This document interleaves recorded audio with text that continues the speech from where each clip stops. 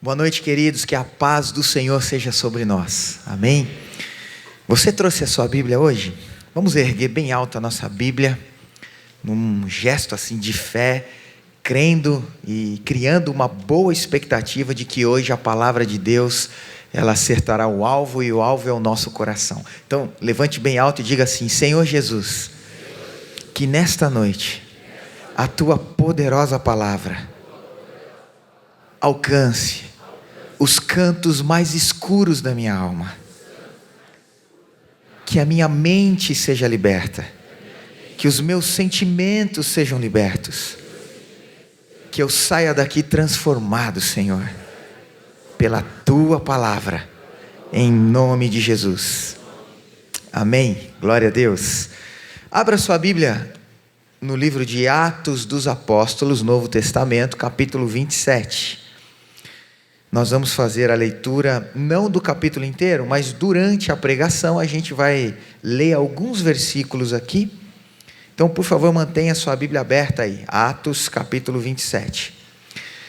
No domingo passado, o nosso pastor Toninho trouxe uma palavra muito abençoada sobre tempestades. Quem lembra da palavra de domingo? Tempestades. Até o tema que o nosso pastor trabalhou aqui foi como passar pela tempestade sem naufragar. Hoje eu quero trilhar esse mesmo caminho, nós vamos trabalhar na mesma linha de raciocínio do pastor Toninho, então nós vamos continuar falando sobre tempestade. E o tema que o Espírito Santo colocou no meu coração para nós trabalharmos o culto de hoje é entendendo a tempestade. Então, na semana passada, nós aprendemos a passar por ela, como enfrentar a tempestade, e hoje Deus vai proporcionar um momento aqui para nós compreendermos um pouco, talvez, a tempestade que nós estamos atravessando, né? Entendê-la, né? Como é que essa tempestade funciona, para que o nosso coração também ganhe um pouco mais de fé, um pouco mais de confiança.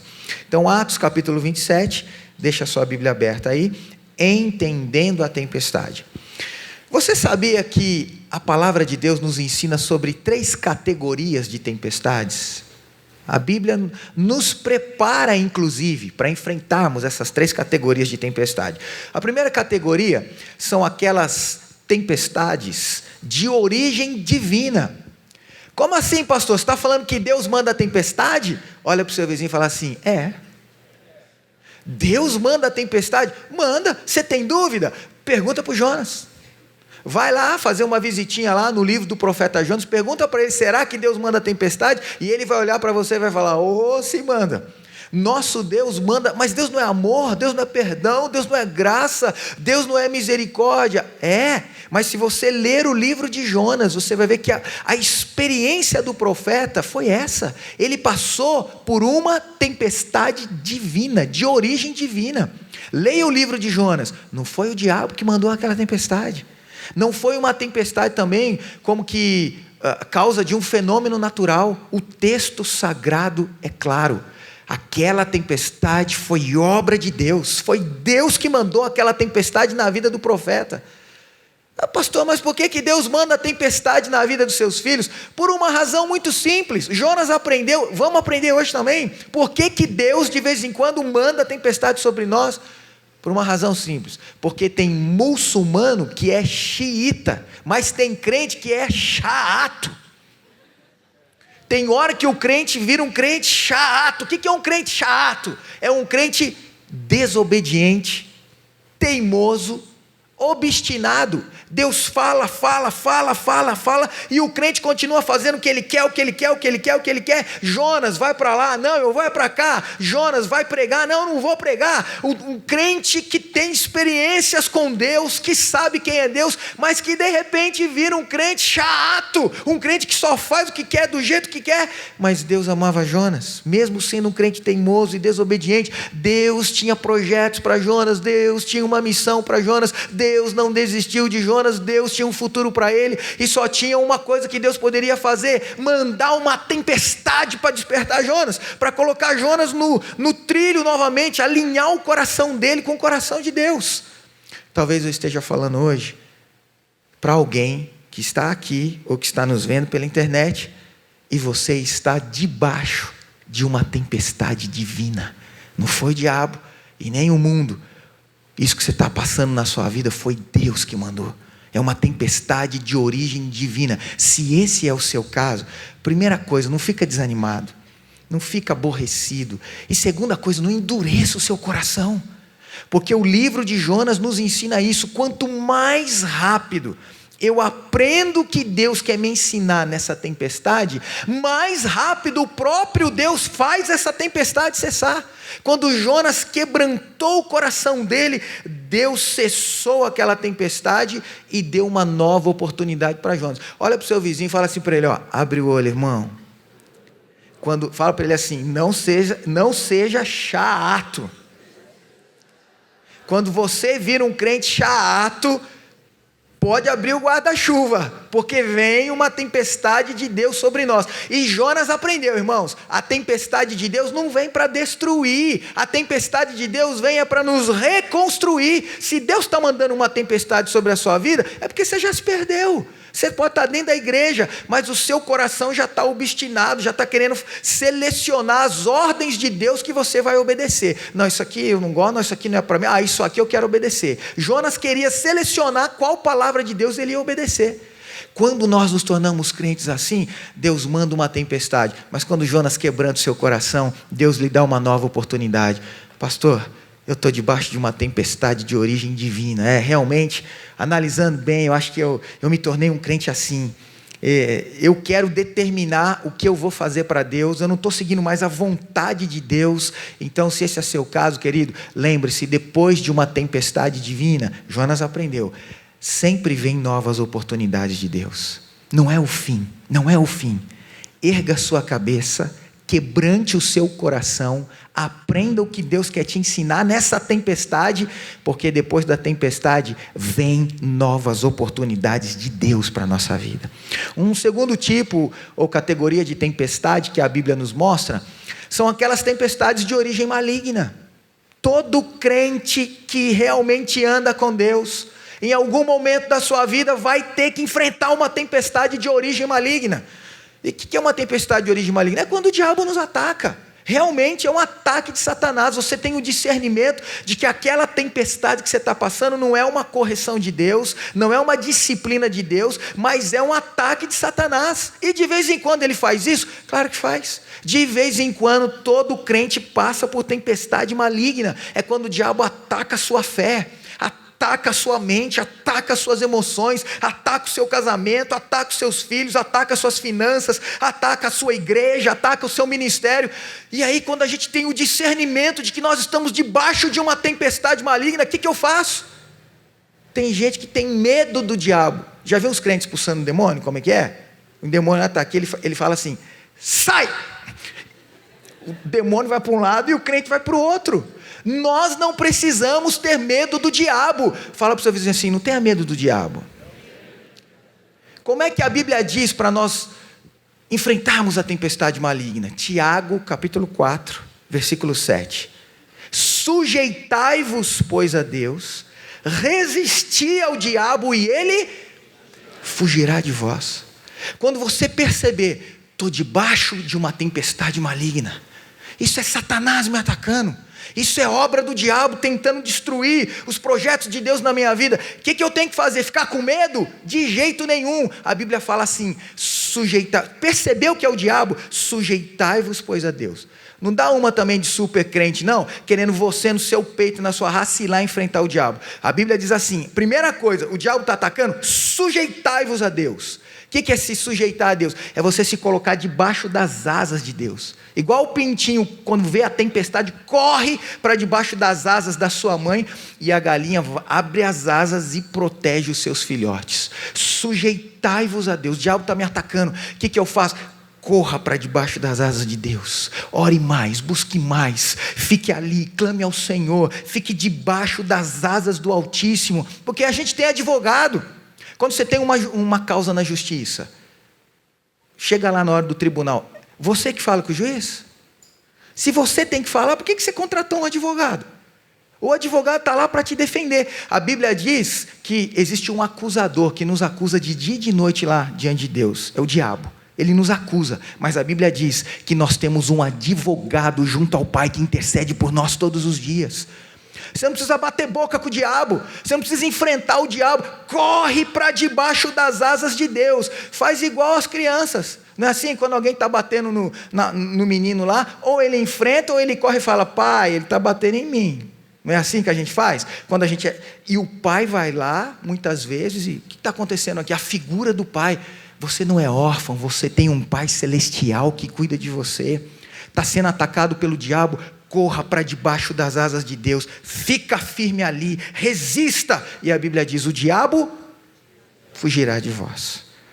Uma terceira categoria, o tipo de tempestade que a Bíblia menciona: tempestade de origem natural. Aqui não se trata de uma ação de Deus, nem de uma interferência maligna, mas essa terceira categoria, ou esse terceiro tipo de tempestade, representam as lutas da vida. São sofrimentos naturais que vêm para todo mundo. Esse terceiro tipo de tempestade vem para todo mundo, para justos e injustos, para bons e maus, para fiéis e infiéis, para aquele que ama a Deus, para aquele que não está nem aí para Deus. São tempestades que vêm para todo mundo. É disso que fala Atos capítulo 27. O apóstolo Paulo estava dentro de um navio, o texto vai nos dar detalhes aqui dessa viagem. Paulo entra num navio aqui em Atos 27, e a Bíblia diz que havia 276 pessoas ao todo. Então não era um barquinho, era um navio para quase 300 pessoas, muita gente, era uma embarcação enorme, quase 300 pessoas dentro do navio. Paulo estava lá dentro, tinha gente de todo tipo dentro desse navio. Quando você pega um avião que tem 80 pessoas, 100 pessoas, 150 pessoas, tudo gente diferente. Você olha para o lado assim, cada um tem um jeito. Dentro desse navio ninguém era igual, tinha gente de todo tipo. Aqui dentro do navio que Paulo estava, tinha marinheiro, obviamente, que estavam ali conduzindo o navio. Tinha marinheiro, mas tinha cozinheiro, tinha prisioneiro. Aqui dentro desse navio tinha soldado, tinha crente, tinha ateu, tinha à toa, tinha de tudo quanto é jeito. E a Bíblia diz que essa tempestade caiu sobre o navio de Paulo. O navio começa a sua viagem, não demora muito, é atingido por um tufão. Esse tufão vem, ele arrasta o navio para alto mar, tira o navio da sua rota. Os marinheiros ficam desesperados, não conseguem controlar a embarcação, e esse grande navio vira uma folha de papel que é jogado. O texto vai dizer em alguns versículos aí que ele é arrastado violentamente pelas ondas do mar. Irmãos, um navio, quase 300 pessoas. Que altura você acha que eram as ondas para jogar o navio de um lado para o outro? Nós estamos falando de ondas de vários metros de altura, e os marinheiros não deram conta de controlar. E o texto fala que aí cai uma tempestade por vários dias. Essa tempestade cai na cabeça de todo mundo que está dentro do navio. Cai na cabeça do ateu, cai na cabeça do prisioneiro, do marinheiro, cai na cabeça do apóstolo Paulo. Leia o texto aqui. Não tinha um guarda-chuva espiritual que protegia Paulo. Eu sou Paulo, escrevi metade do Novo Testamento, sistematizei toda a teologia cristã, eu orei e enfermos foram curados, eu orei e morto ressuscitou. Existe um guarda-chuva espiritual que vai me livrar das tempestades da vida. Não! O que os outros passaram, Paulo passou. A angústia que os outros tiveram lá em alto mar, Paulo passou pela mesma angústia, porque essa tempestade de Atos 27 representa as tempestades que vêm para todo mundo. Nós precisamos entender isso. Nós precisamos amadurecer na fé e no nosso conhecimento da palavra de Deus. Senão nós vamos virar crentes neuróticos, crentes doentes na alma. Porque nós vamos entrar em crises de fé, em labirintos de incredulidade que a gente não consegue. Por que Deus está deixando isso acontecer comigo? Por quê? Porque você é um ser humano. E há tempestades que vêm sobre todos os seres humanos, simples assim. Mas eu sou servo de Deus. Paulo também. Eu acho que Paulo foi usado muito mais do que eu e do que você. Ele teve grandes experiências, mais do que eu e você. E as tempestades vieram sobre ele. Mas por que Deus deixou eu perder o emprego? Por que Deus deixou essa enfermidade acontecer? Por que Deus deixou o meu filho desviar? Tempestades da vida que vêm para todos nós. Não é só sobre a sua cabeça. A gente tem que ter esse cuidado, irmãos. Para nós, por isso esse tema, entendendo as tempestades. A gente precisa pedir discernimento de Deus, para a gente entender a origem das tempestades. Porque tem tempestade que realmente é de origem maligna. Você vai orar e vai repreender. Mas tem tempestade que é de origem divina. Você pode repreender o quanto você quiser, não vai passar, porque é Deus que está corrigindo. E Deus vai tratar até a hora que Ele quiser. E tem tempestade que não é nem Deus e nem o diabo. São sofrimentos da vida. Mas a gente às vezes tem uma visão muito reduzida. E a gente acha que tudo é obra do diabo, tudo é obra do diabo. A gente dá muito ibope para o diabo. E às vezes é uma tempestade que faz parte da vida. Deixa eu te dar 1 ou 2 exemplos práticos aqui. Imagine que você esteja com dor de dente. Quem já teve dor de dente? Levanta a mão, só eu que tenho. Tem uns anjos aqui que não tem. Deixa eu ver quem já teve na vida dor de dente. Tá. Imagine que faz 5 anos que você não vai ao dentista. Não sei qual foi a última vez que você foi ao dentista. Talvez alguns meses, não sei. Vamos falar em tese. Digamos que há 5 anos você não vai ao dentista. Aí seu dente começa a doer. Como um bom crente, o que você faz? Ora, obviamente. Antes de procurar, eu vou orar. Aí você ora: Senhor, ó Deus, essa dor, tem misericórdia e tal. Você orou com fé, crendo em Deus. Terminou a oração, passou os dias, a dor não passou. Aí você fala: preciso jejuar. Eu orei, mas eu não jejuei. Tá certo? A gente não tem bola de cristal, a gente não sabe que tipo de tempestade, você vai eliminando. Então já orei, agora vou jejuar. Aí você jejua mais uma semana, oração e jejum. Porque há castas de demônios que só saem com oração e jejum. Vai que é um demônio, é uma ação maligna, então eu vou orar e se for, vai cair fora e tal. Só que você ora e jejua uma semana, a dor continua. Aí o que você faz? Você já orou, você já jejuou, a dor continua. O que você faz? Antes de ir ao dentista, você já orou, você já jejuou, agora você vai repreender. Certo? Vai que é uma obra maligna. Aí você põe a mão no dente e fala: demônio, sai agora da minha boca. E você orou, jejuou, repreendeu, a dor continua. Eu acho que eu vou no dentista. Aí você vai ao dentista. Você fez tudo certo, tem que orar, tem que jejuar, tem que repreender. Mas não passou. Então eu vou fazer o que eu posso fazer. Aí você vai ao dentista. Quando você chega lá no dentista, ele começa a mexer no seu dente. Aí de repente você descobre: não era demônio, irmão, era cárie mesmo. Por quê? Porque faz 5 anos que você não vai ao dentista. Faz 5 anos que você não faz uma limpeza. Faz 5 anos que você não cuida da sua boca. Faz 5 anos. Crente que não vai ao dentista tem dor de dente. Budista que não vai ao dentista tem dor de dente. Ateu que não vai ao dentista tem dor de dente. Muçulmano que não vai ao dentista tem dor de dente. É tempestade que cai na cabeça de qualquer um. É uma tempestade de sofrimento da vida. Não é demônio, não é Deus. São sofrimentos da vida. Mas eu sou um ser espiritual. Então cadê que você está flutuando aí? Porque eu não estou vendo ninguém flutuando. Não estou vendo nenhum espírito flutuando aqui. Você é um espírito, mas também é uma alma e também é um corpo. As 3 coisas juntas. Até que Jesus volte e nos leve a viver uma nova dimensão, podemos esquecer que nós estamos aqui numa dimensão humana. Deixa eu te dar um outro exemplo. Quando a gente confunde a origem das tempestades. Imagine que eu falei da dor de dente. Você já percebeu? Isso não é demônio e tal. Aí, deixa eu ver um outro exemplo que eu posso te dar aqui de confusão aí das origens das tempestades. Digamos que você vai ter uma prova difícil na faculdade. Não sei quantos estão estudando aqui, mas digamos que você vai ter uma prova bem difícil na faculdade. Por alguma razão, você negligencia, você não estuda. Você simplesmente, tem que trabalhar, não estuda. Chega o dia da prova. Quando você chega lá, você senta, o professor vem distribuindo as provas e tal, e aí ele fala: pode virar. Quando você vira a prova, que você bate os olhos nas questões, você fala assim: estou vendo que no mundo espiritual poxa vida, você olhou a prova e já viu o mundo espiritual. Percebo no mundo espiritual que o inimigo quer me derrubar. Você só viu as questões, você já viu o inimigo te derrubando. O inimigo quer me derrubar, porque ele sabe que só tem eu de crente aqui dentro dessa sala. Isso aqui é laço, isso aqui não é prova, é um laço do diabo, mas não vai me envergonhar. Eu já estou vendo o mundo espiritual acontecendo aqui. E aí o que você faz? Você impõe as mãos na prova e começa: Espírito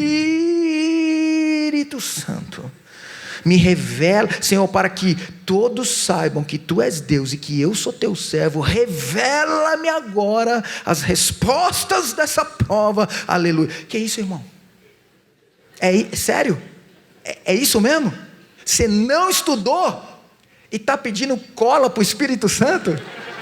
Porque se você está pedindo para Ele revelar as questões da prova, você está pedindo cola para o Espírito. Você não pediu nem para o colega de trás, você já pediu logo para o Espírito Santo. Daqui a pouco, quando você tiver com problema financeiro, você vai falar: Espírito Santo, revela-me os números da Mega Sena. Não, que isso? Aí, você não estudou, certamente tira uma nota horrível. Quando o professor entrega a prova, que você olha assim, você fala: sabia? Está vendo? Isso aqui é perseguição. Você olha a nota baixíssima e fala: isso aqui é esse Satanás desse professor, está me perseguindo, ele sabe que eu sou crente, ele quer me envergonhar, porque ele é ateu, e ele sabe. Irmão, você tirou nota baixa, não é porque você é crente. Você não tirou nota baixa porque você é servo de Deus. Você não tirou nota baixa porque o teu professor está te perseguindo. Você tirou nota baixa porque você não estudou. Crente que não estuda, tira nota baixa. Muçulmano que não estuda, tira nota baixa. Ateu que não estuda, tira nota baixa. São as tempestades da vida. Por favor, não sejamos mais meninos na nossa fé. Observe as tempestades e peça o discernimento a Deus. Muitas vezes você vai enxergar: é Deus tratando comigo. É Deus. Eu virei um Jonas, eu virei um chato. Eu vou para a igreja para analisar.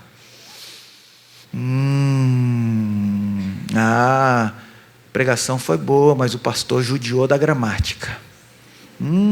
Faz isso não. Pastor, maltratou a língua portuguesa. Você vem para a igreja, o louvor foi bom, mas esse povo, semitonou, que eu percebi que meu ouvido é bom. Você virou um crente chato. Você virou um crente que não busca mais a direção de Deus, só tem olhar de crítica, só tem olhar e tal. Vem uma tempestade de Deus para te chacoalhar, porque Deus te ama, porque Deus quer algo bom na sua vida, quer usar você. Ele vai promover uma tempestade para que você, como Jonas, se arrependa e volte a ter novas oportunidades.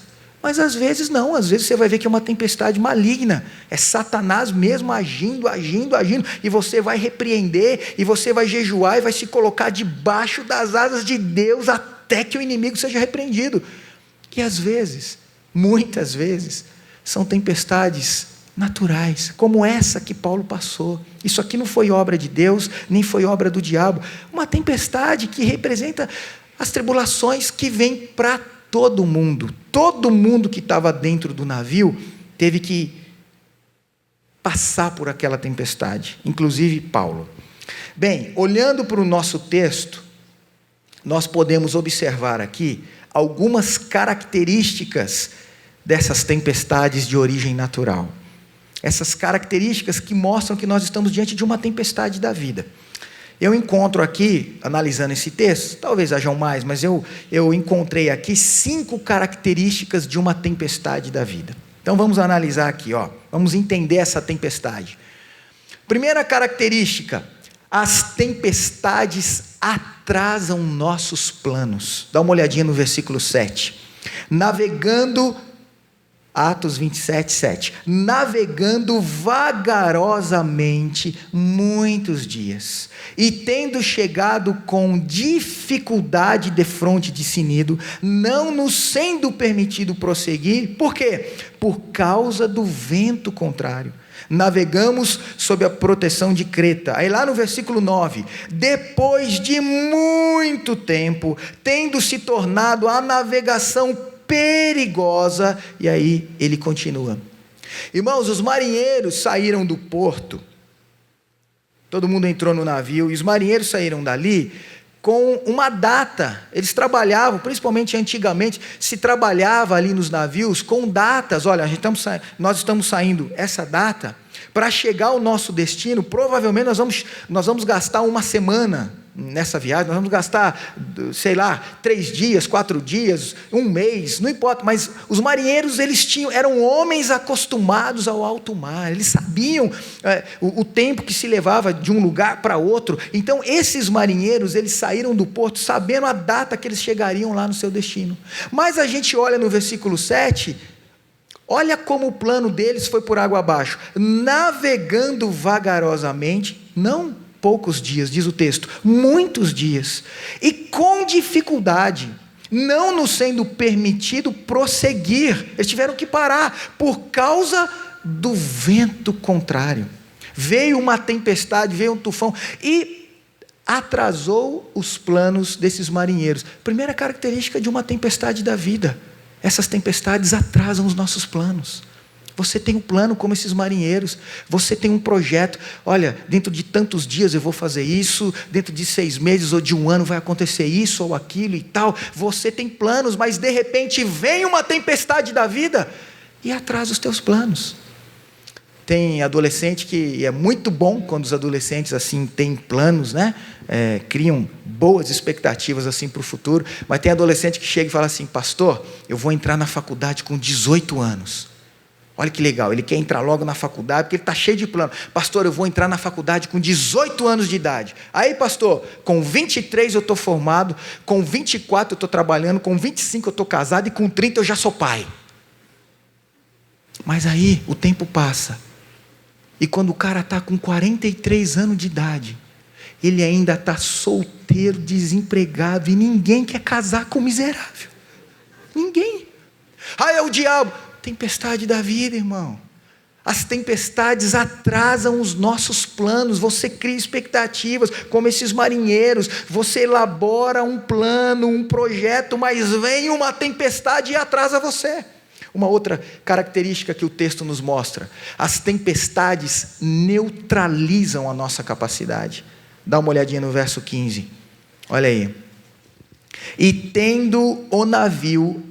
sendo o navio arrastado com violência, sem poder resistir ao vento, olha o que os marinheiros fizeram: cessamos a manobra e nos fomos deixando levar. Você entendeu aqui? Esses homens, eles fizeram tudo o que eles poderiam fazer para controlar o navio. Mas essa embarcação poderosa foi atingida por uma tempestade ainda mais poderosa. E o texto diz que eles cessaram a manobra. Significa que por muito tempo eles manobraram o navio. Por muito tempo eles se esforçaram. Não, nós vamos conseguir, nós vamos controlar essa tempestade. Eles tentaram. Eram marinheiros experientes. Mas houve um momento em que eles cessaram a manobra. Eles cruzaram o braço e falaram: vamos ver onde esse navio vai parar, porque a gente já fez tudo que poderia ser feito. E a gente perdeu o controle. Característica das tempestades da vida: quando elas chegam, por vezes elas neutralizam a nossa capacidade. Esses caras eram bons, eles não eram meninos, eram homens acostumados ao mar. Como diz o ditado: mar calmo não faz bom marinheiro. Esses caras eram bons marinheiros porque eles tinham enfrentado mares turbulentos e agitados, mas essa tempestade foi ainda pior. E eles tentaram, mas chegou uma hora que toda a capacidade, toda a experiência não produziu resultado. E diz o texto que eles cessaram as manobras. Característica das tempestades da vida. Você pode ser crente, fiel, temente a Deus, que eu creio que você é, como nós somos, como tanta gente ama a Deus. Isso não nos isenta dessas tempestades. E pode ser que você esteja diante de uma tempestade que ela neutralizou a tua capacidade. Você não está vendo o resultado, você não está vendo as coisas aparecerem, os frutos do seu trabalho, os frutos da sua dedicação. Não é porque você... Aí a gente entra em crise de fé. Eu devo estar em pecado, meu Deus do céu, o que aconteceu? O Senhor Jesus tem misericórdia e tal, e você vai... E às vezes não tem pecado, é só uma tempestade. E a característica da tempestade é neutralizar a nossa capacidade. Deixa eu dar um exemplo perto de nós, que fica mais fácil de assimilar. Quem já teve a triste, eu não vou dizer a triste também, mas a assustadora experiência de perder o controle do carro, por exemplo, em pista molhada, e o seu carro girar. Alguém já passou por isso aqui? Levanta a mão. Olha quanta gente. Meu Deus. Um dia isso aconteceu lá em casa. A Dani e a Sara tiveram que sair de carro, tinha um compromisso, estava chovendo muito. Eu falei, Dani, vai devagar e tal. Elas saíram. Quando elas chegaram ali, perto da Dutra ali, né, numa marginalzinha ali, lá já perto do satélite, perto do Vale Sul ali, a Dani foi fazer uma curva, mas estava tão molhada a pista. Estava chovendo tanto. Eu não sei se o relevo do asfalto e talvez ali a qualidade do pneu do carro, talvez ele não estava na sua melhor qualidade. Eu acho que uma junção de todos esses fatores. O fato é que quando ela fez a curva ali, o pneu perdeu a aderência ali do chão e o carro começou a girar. Quem lembra do Ayrton Senna dirigindo nos carros? A gente assistia a Fórmula 1 nossa, como o Ayrton Senna é bom para dirigir na chuva. Ele era bom, ele tinha habilidade realmente. Ele conseguia controlar o carro quando a maioria não conseguia. Mas se o carro começasse a girar, ele era bom para não deixar o carro girar. Mas se por acaso o carro começasse a girar, nem Ayrton Senna controla. Porque perdeu o controle. Você pode virar o volante para onde você quiser. Perdeu a aderência, não obedece mais. E isso aconteceu com a Dani. Graças a Deus, depois ela me ligou e falou, graças a Deus ela estava bem devagar. E aí quando ela fez a curva assim devagar, o carro começou a girar, meio que em câmera lenta. Deu até para a Dani e a Sara conversarem durante o acidente. Hoje a gente dá risada, mas na hora ela disse, a Sara falou, mãe, estou tendo a impressão de que o nosso carro está girando. E a Dani falou, não filha, conversando, não é impressão não filho, o nosso carro está girando. Isso se chama, Sara, acidente. Aperta o cinto aí que nós estamos sofrendo um acidente. E o carro girando e as duas batendo papo. Aí isso é um acidente. Elas não param. A Sara falou, mamãe, eu vou até diminuir o volume do rádio. Ela foi lá e diminuiu o volume do rádio. E o carro continuou girando. E teve uma hora que o carro parou. Graças a Deus, os carros passando, nenhum carro bateu nelas, imagina o desespero, e as duas ali, mas estava assim meio que em câmera lenta, girando. Quando ele parou, ele deu de tombar, porque ele parou e fez assim, né? O carro fez assim. Eu até imagino a Sara olhando para a Dani assim, mamãe. E daqui a pouco, voltou, né? Ficou só em 2 rodas, daqui a pouco, voltou as 4 rodas assim no chão. Eu falei para a Dani depois, Dani, ainda bem que o Samuca não estava lá, porque se o Samuel estivesse lá, ele ia falar, legal mamãe, vamos de novo. Mas a gente começou a pensar, quando isso acontece, não tem que fazer, humanamente falando, não tem que fazer, você perdeu o controle. Assim que esses marinheiros se sentiram aqui. Nós somos bons naquilo que nós fazemos, nós temos capacidade, nós somos marinheiros experientes, mas tentamos de tudo. Não está funcionando. Cessamos a manobra, cruzamos os braços. Vamos ver onde esse navio vai parar. Característica das tempestades da vida. Elas neutralizam a nossa capacidade. Uma terceira característica que esse texto nos mostra. As tempestades da vida roubam a nossa esperança. Se você olhar o versículo 20, diz assim, verso 20. E não aparecendo havia já alguns dias, observe os detalhes desse versículo, e não aparecendo havia já alguns dias, não há alguns minutos e nem algumas horas, mas não estava aparecendo já há alguns dias, o quê? Nem o sol, nem estrelas, caindo sobre nós o quê? Grande tempestade, dissipou-se afinal toda a esperança de salvamento. Vamos imaginar que nós estamos dentro desse navio. Volto a dizer, não é um barquinho de 5 ou 6 pessoas. Era um navio para quase 300 pessoas. Muita gente. Agora, imagine esse tufão arrastando o navio virando uma folha de papel, as ondas de um lado para o outro. E o texto diz aqui que não foi uma tempestade de alguns minutos, nem de algumas horas.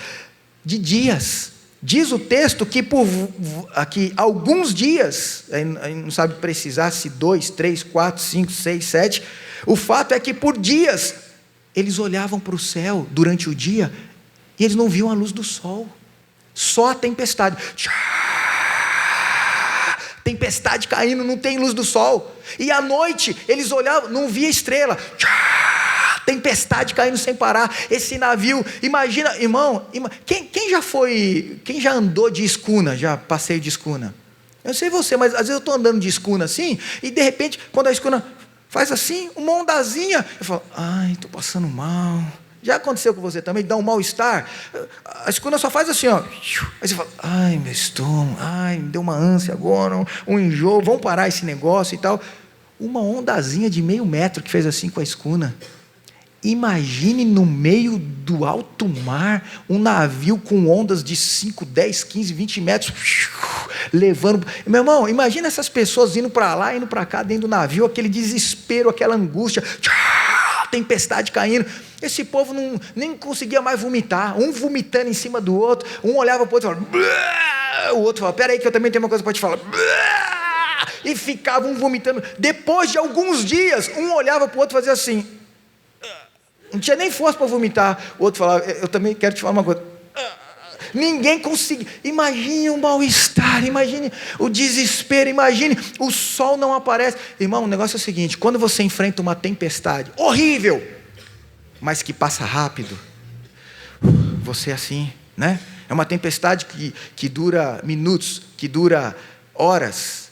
Agora, a tempestade mesmo da vida, problemas que você enfrenta, nem na nossa festa dos PGs ontem, foi lindo que Deus fez, um dia gostoso, maravilhoso, totalmente diferente de hoje. Hoje o dia bem nublado, chovendo. Ontem aquele sol gostoso, o pessoal aproveitou, mas teve um momento, eu não sei se os irmãos aqui que estavam na festa vão lembrar, teve um momento que deu um vendaval.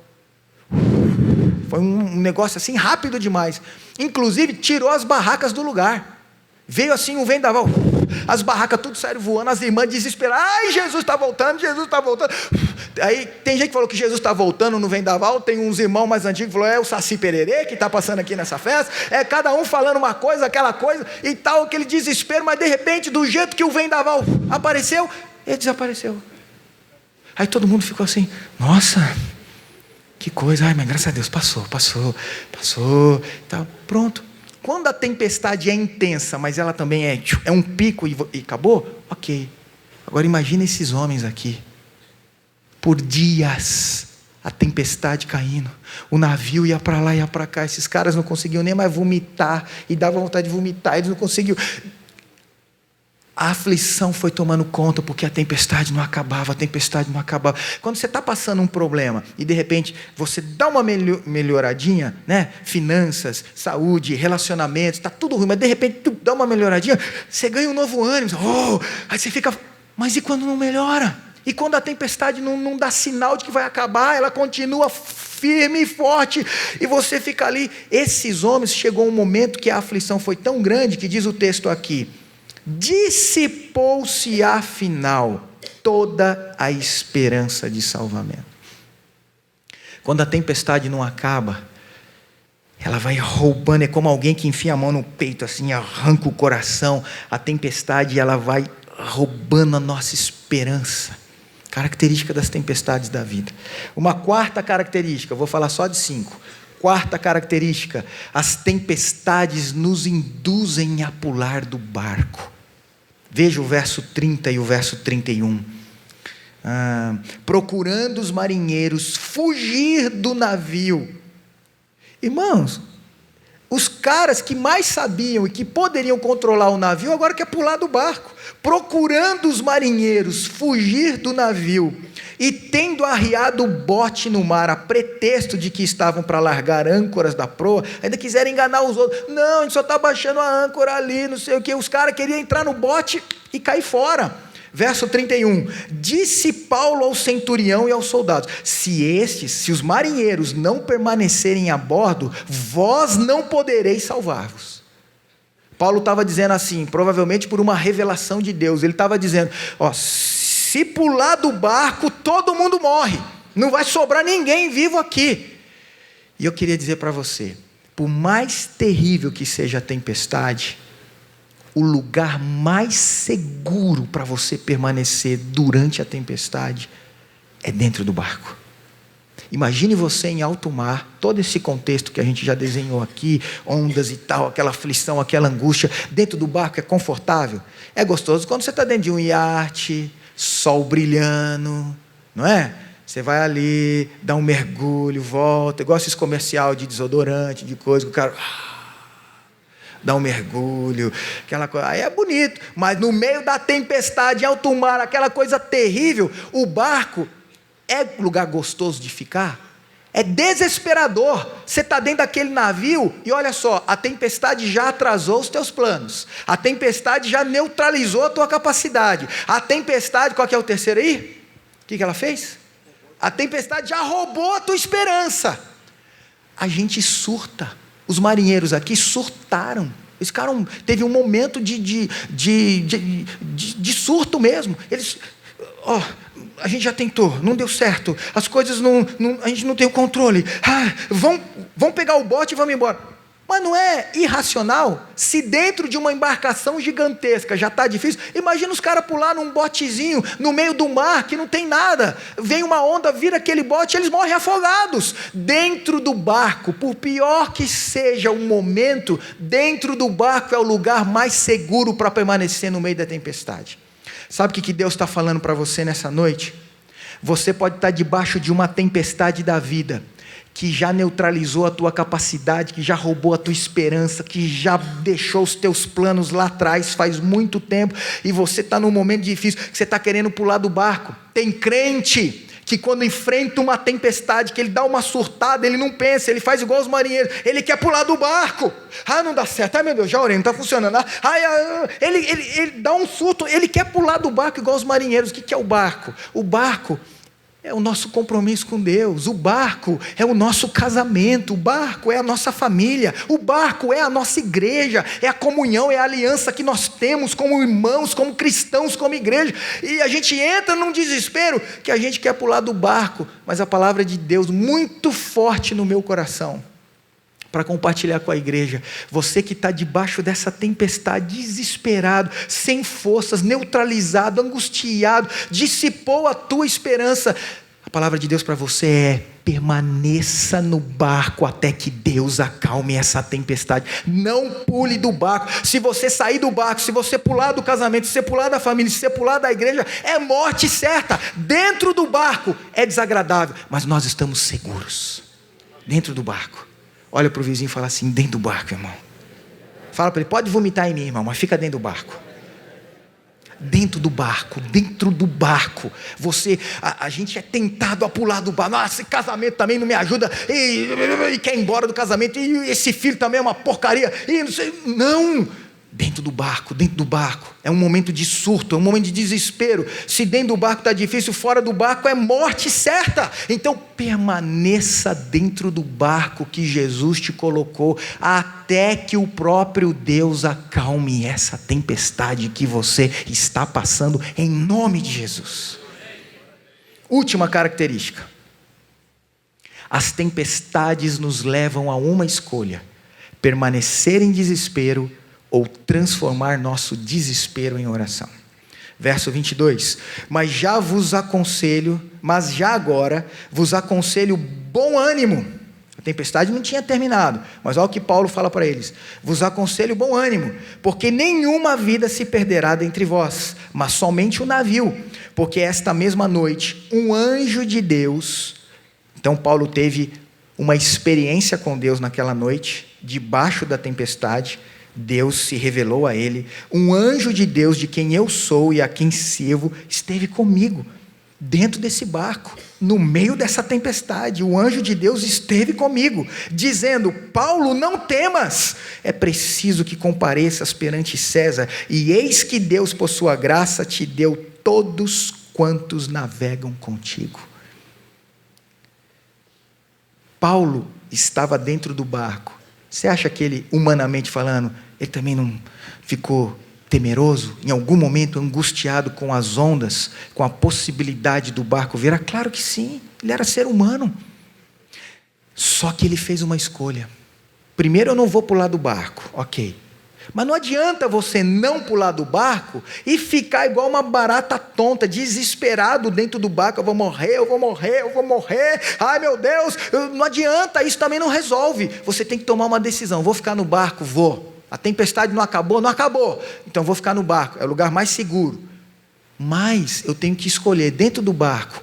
Eu vou me entregar ao desespero ou eu vou pegar esse desespero da minha alma e vou transformar em oração e vou entregar isso para Deus. Nós cantamos aqui uma das canções, se você prestou atenção, uma das canções que nós louvamos a Deus aqui, o finalzinho da letra diz assim: quando os joelhos se dobram, coração descansa. Quando um crente está no meio de uma tempestade, e ele está desesperado para lá e para cá, não, eu confio em Deus, não, Deus está comigo, ai meu Deus do céu, significa que os joelhos ainda não se dobraram, significa que ele não se, ele pode até ter dobrado, acho que você está entendendo, ele pode até ter dobrado fisicamente os joelhos, mas a alma dele ainda está em desespero, a alma não se dobrou diante de Deus. Meu irmão, se você está no meio de uma tempestade, e você já percebeu que essa tempestade frustrou os teus planos, que ela roubou a tua esperança, que ela neutralizou a tua capacidade, não adianta, ela é mais forte do que você, as tempestades da vida são mais fortes do que nós, ou você se entrega ao desespero, ou você pega esse desespero e entrega para Deus em forma de oração. Quem sabe, passando por experiências como essa, foi que Paulo aprendeu e escreveu lá, Filipenses 4:6, e não andeis ansiosos por coisa alguma, e não se preocupem com coisa, e não se desesperem por coisa alguma. Aí ele escreve: antes porém sejam conhecidas diante de Deus as vossas petições, pela oração, com súplica e com ação de graças, e então a paz de Deus, que excede o entendimento, guardará as vossas mentes e o vosso coração em Cristo Jesus. O que Paulo está ensinando para nós é que quando você ora, não necessariamente a tempestade acaba. É isso que a gente tem que aprender, porque a gente também tem uma teologia errada. Não, eu vou orar e a tempestade vai acabar. Às vezes acaba, e às vezes não acaba. E às vezes você ora e em vez de acabar, ela piora, ela fica mais forte. Já viu crente falando assim? Quando eu estava mais ou menos com Deus na minha vida, até que estava bom, agora que eu firmei, piorou. Então a culpa é de Deus? Tempestades da vida, é assim mesmo. Vem para todo mundo. Tem hora que você vai orar e a tempestade vai cessar, tem hora que você vai orar e ela vai continuar, e tem hora que você vai orar e ela vai piorar.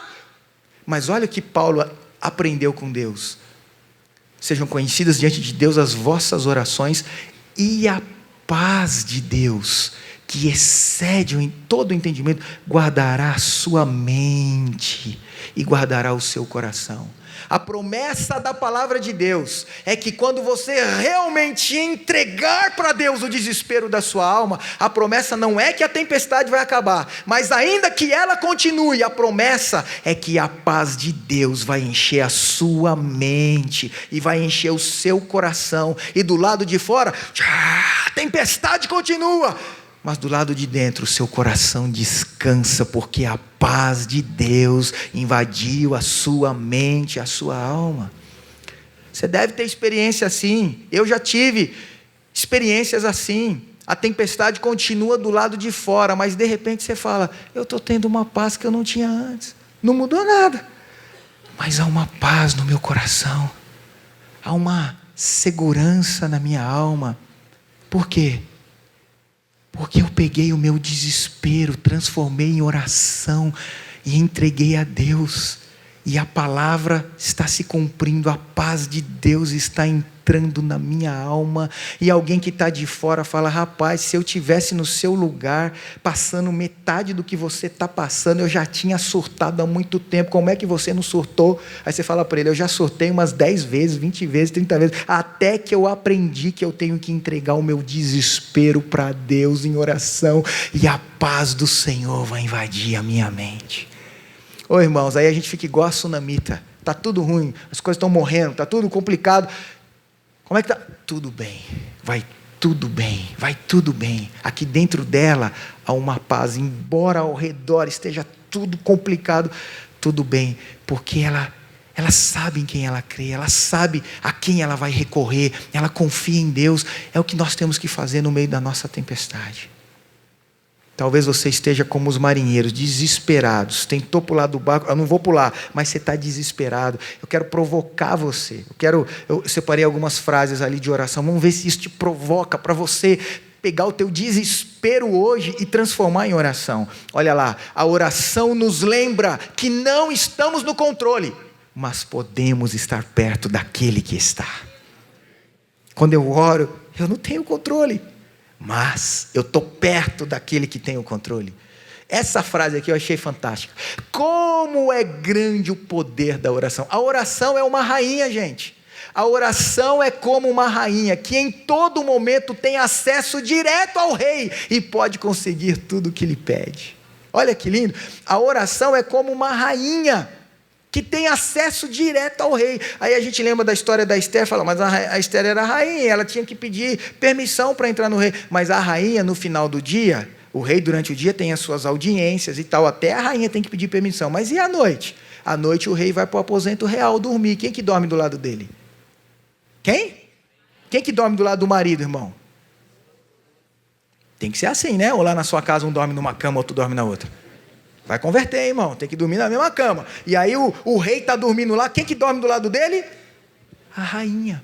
Naquele momento, não tem audiência, naquele momento não tem burocracia, não tem ninguém dizendo, tem que pegar a senha, a rainha, para falar com o rei, não tem, naquele momento o rei está ali, e a rainha fala ao ouvido do rei, ela vem aqui, e ela pede o que ela quer, ela está do lado do seu marido, não há ninguém que possa impedir dela falar ao ouvido do seu marido.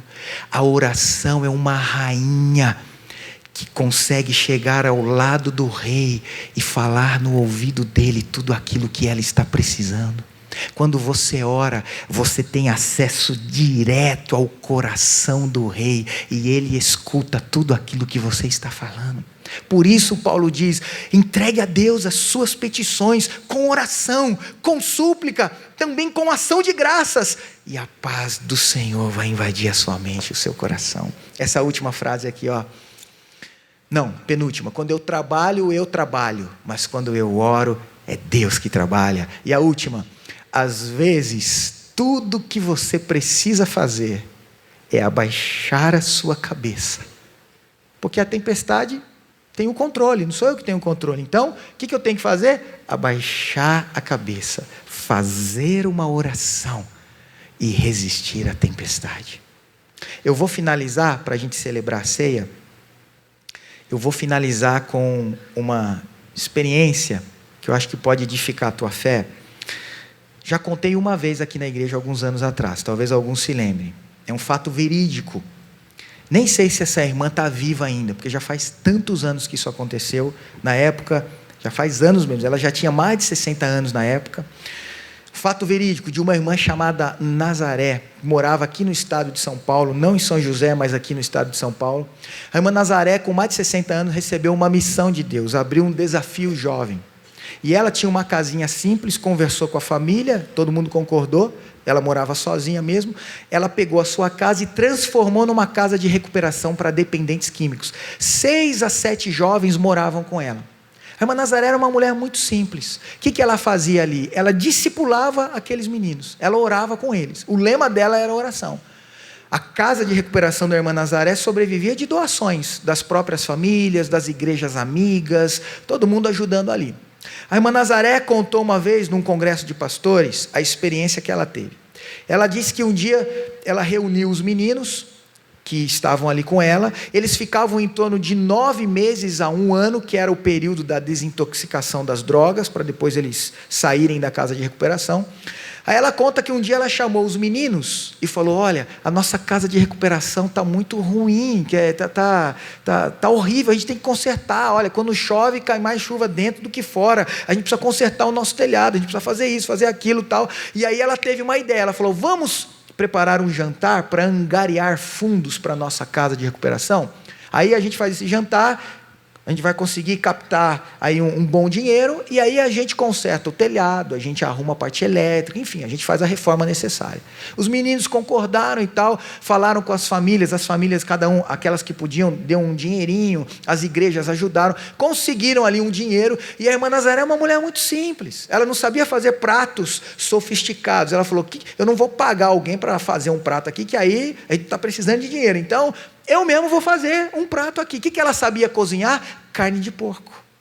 Uma mulher criada na roça e tal, e ela fazia uma carne de porco assim maravilhosa. Ela falou para os meninos, nós vamos fazer carne de porco nesse jantar. Aí ela foi lá no açougue, comprou o dinheirinho que tinha, comprou muita carne de porco, levou para casa, botou todos os meninos, porque ela era simples, mas era uma mulher de autoridade, botou todos os meninos para ajudar. Imagina esses 6, 7 meninos com aqueles panelões assim, mexendo a carne de porco e cozinhando a carne de porco e aquela coisa. De repente, começou a cozinhar a carne, e aí aquele cheirinho de carne de porco entrando assim pelo nariz dos meninos, dando água na boca. Aí os meninos falaram assim, irmã Nazaré, será que a gente pode comer um pedacinho dessa carne? Ela falou, não, essa carne é para o nosso jantar, para angariar fundos, para a gente melhorar a nossa casa. Mas e se sobrar um pouquinho do jantar? Pode? Se sobrar, pode. Aí o povo veio para o jantar, estava tão bom a carne que a irmã Nazaré fez, que não sobrou nada. Os meninos olharam para ela e falaram, e agora, irmã Nazaré? Ela falou, e eu que sei? O que nós vamos fazer agora? Ué, irmã Nazaré, mas a gente conseguiu um bom dinheiro, olha, vamos pegar um pouquinho desse dinheiro para comprar. Não, esse dinheiro é para reformar a casa, não se discute. Mas a gente não vai comer carne de porco? Vocês estão falando comigo? Eu tenho cara de açougue? Vai orar, vocês querem carne de porco? Vai orar, a gente não fala que tudo é na oração. Vai orar. Os meninos foram orar. E a irmã Nazaré contou nesse congresso para os pastores. Ela falou, olha gente, esses meninos tiveram uma experiência de oração que mudou radicalmente a vida deles com Deus.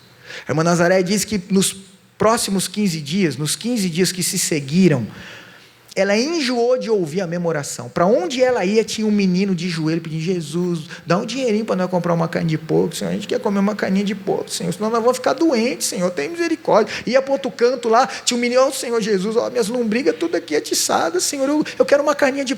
Ela não aguentava mais ouvir essa oração. Ela falou assim para os pastores, olha, 15 dias depois que esses meninos oraram intensamente, entregaram aquela situação para Deus, a irmã Nazaré falou que na rua dela, né, era uma ladeira, e ela falou que passou 15 dias depois, um caminhão desses fechados, caminhão baú, esse caminhão passou, e quando ele chegou, subindo na ladeira assim, que ele estava passando bem em frente ao portão, estava escrito, tinha uma placa lá, casa de recuperação, para dependentes químicos e tal, quando a irmã Nazaré falou que quando o caminhão estava bem na frente, a porta de trás do caminhão abriu, era um caminhão fechado, adivinha o que caiu, irmão? Caiu um porco, caiu aquele porco, bateu a cabeça, quebrou o pescoço, morreu. O motorista, quando olhou pelo retrovisor e viu aquele porco enorme estendido no chão, ele freou desesperado, porque é daqueles caminhões que levam cargas vivas. Ele estava levando vários porcos que estavam lá atrás para um lugar onde se criava porcos. E ele estava passando por ali. E aí, ele não soube dizer o que aconteceu, pedra, sei lá, alguma coisa ali que balançou e abriu a porta do caminhão, o porco caiu e morreu. Aí ele parou, foi lá, fechou para os outros porcos não fugirem. E aí quando ele foi mexer no porco, ele viu que o porco estava morto. Ele entrou em desespero. Falou, vão querer cobrar isso de mim agora, meu Deus do céu, eu não posso levar esse porco morto junto com os porcos vivos, chegar lá, o povo não vai querer receber, é carga viva, tem um porco morto, mas eu também não posso largar esse bicho aqui no meio da rua, meu Deus, o que eu faço? Ele tirou o bonezinho dele assim, ficou se abanando, falou, o que eu faço, o que eu faço, olhando, de repente o olhar dele parou, e ele viu a placa, Casa de Recuperação para Dependentes Químicos.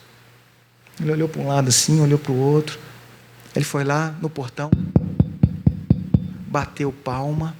Quem que sai para atender? A irmã Nazaré e 7 meninos que há 15 dias estavam pedindo o quê para Deus? Uma carninha de porco. Ele explicou, um homem também muito simples, ele falou, ô dona, desculpa aqui atrapalhar, mas eu estava passando, trabalhando, abriu a porta do meu caminhão, caiu esse porco, morreu, eu não posso levar esse porco porque a carga é viva, eu também não posso largar esse bicho aqui no meio, por acaso vocês querem aí? Vou cobrar nada não, faz de conta que eu nunca passei por aqui, faz de conta que, quer esse porco aqui para vocês?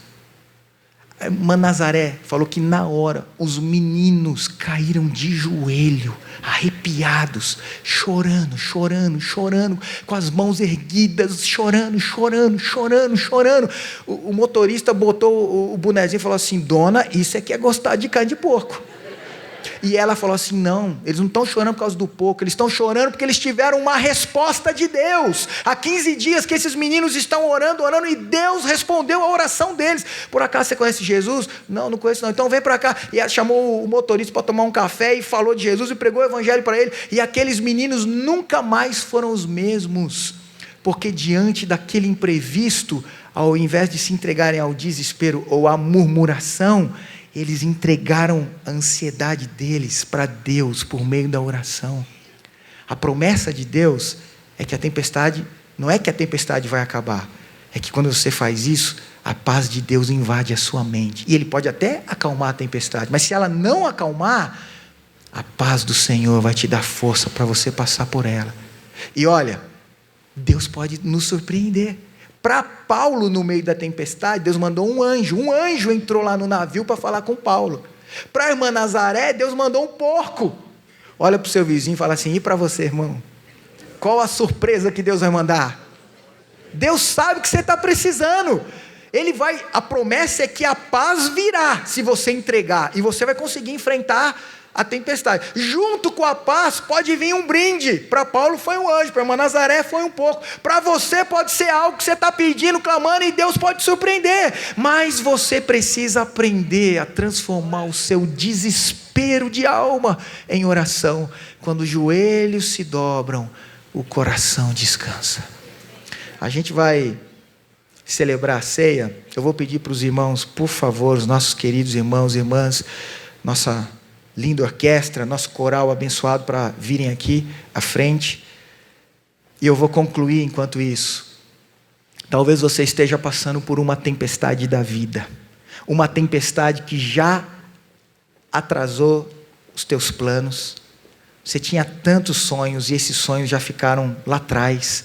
Essa tempestade, ela neutralizou a tua força, a tua capacidade. E você, por mais que você se esforce, você não está vendo resultado, não está conseguindo alcançar resultado. Além disso, essa tempestade, por não acabar, ela está roubando a tua esperança, a tua alegria, a tua paz.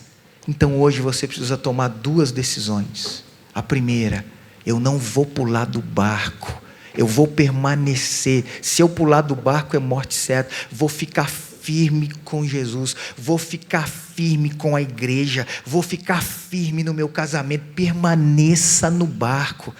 E a segunda decisão: mesmo dentro do barco, eu não posso ficar desesperado, eu tenho que aprender a pegar o meu desespero e transformar em oração a um Deus que prometeu paz no meio da tempestade. Ô irmão, que coisa linda!